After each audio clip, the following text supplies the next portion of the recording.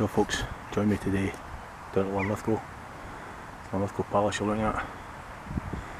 Right to my right here, Linlithgow Loch, complete with hundreds of dog walkers. There you go, everywhere. Decided I've not told you a wee story for a while. We were in our mate's shop, Claire's the other day, they were talking about the good old days when you used to get the belt at the school. Remember that? Remember you used to get the belt?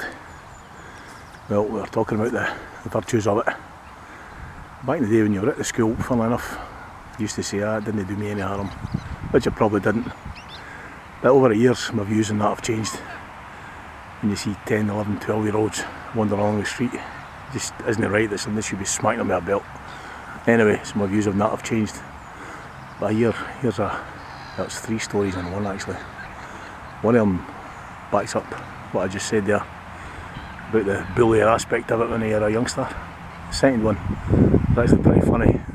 The third one is instant karma for the first story. Here you go, tell you the stories. They all involve the same teacher actually. Let's just, for the sake of argument, call him Mr. Long.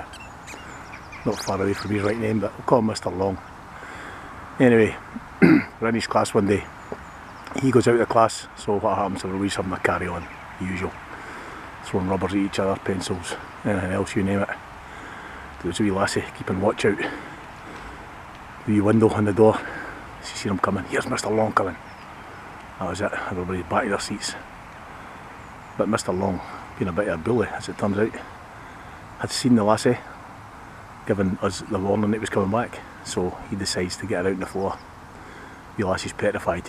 Maybe first year, maybe 12-year-old, 13 at the most. Gets her out the floor, gives her 6 of the belt. I mean, if ever it was overkill for the belt, that was it. 6 of the belt. The wee lassie was greeting after about 1. I was only about 12 or 13, and I'd have said something to myself. But we'll leave that to the third story. So that was the first story. The wee lassie howling and greeting, I thought to myself, you're not a very nice man. Anyway, the second story, well, this is actually quite funny. We're in the class, same again, we're just sitting in Mr. Long's class, writing away as you do at English. Next thing, crash, bang, wallop. A ball, mitre, mould master, bounces across the floor, lands at my feet. I think, oh, trouble. Mr. Long, right out the window. Right! There's 20 guys standing, all petrified. Everybody in this room now. So you're sitting there, everybody troops in, and I knew them all. They're all about 2 years older than me though. 20 of them, they're all standing out the front. Mr. Long's like that, right. Who smashed the window? Nothing. Nobody said anything. I'm thinking to myself, well, it must have been one of the hard men of the class. He's not going to get grassed up anytime soon. Right, one more chance. Who smashed the window? Nothing. Stood there for about 5 minutes. It was a Mexican standoff. Nobody was saying anything. Right, tell you what I'll do. Got to put a wee box up the back. I want everybody to write the name of the person who done it.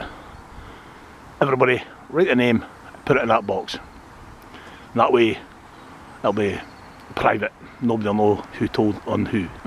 Right, so everybody, bit of paper, pencil, writes the name down in the box, writes the name down in the box 20 times.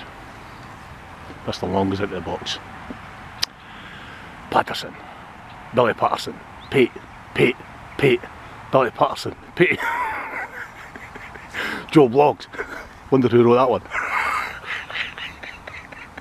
Pete, this time Billy Patterson, he knows what his fate is. He's made the long walk to the front of the class. Remember that, Pete? I don't suppose you'll forget it. Boof, 6 of the belt. So nobody wanted to grass him up to his face, but everybody, unfortunately for Pete, did when they got the chance to write it down. So that was the second story. That was quite funny. Less for Pete, of course. The third story, instant karma for the first story. Fantastic. Let's call these two, I'll change the names here. Let's call these guys Smith and Jones. Right, Smith's in the class. Mr. Long's class again. Class finishes. Out the door you go.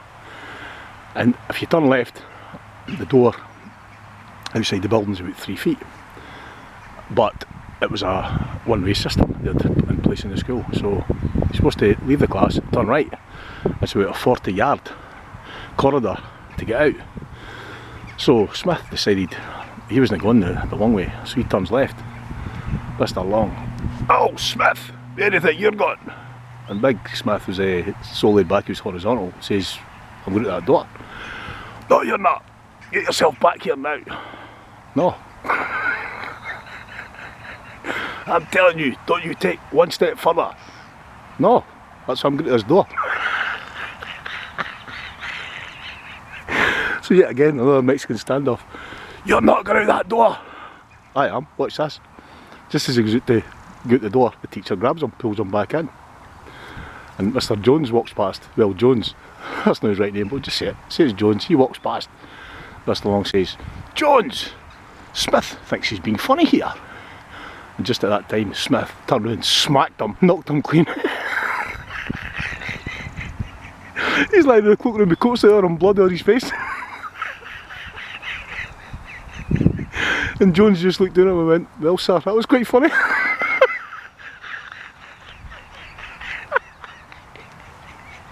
You can't beat these stories. Smith just walked out the door, he was going to walk out. Jones walked out after him laughing. Mr. Long's lying on a burst couch and amongst the coats. And when I heard that story, all I could think was that wee poor lassie getting 60 belt. I thought to myself, instant karma. Well done, Smith. Nail it, Mr. Long. Turn left, out the door.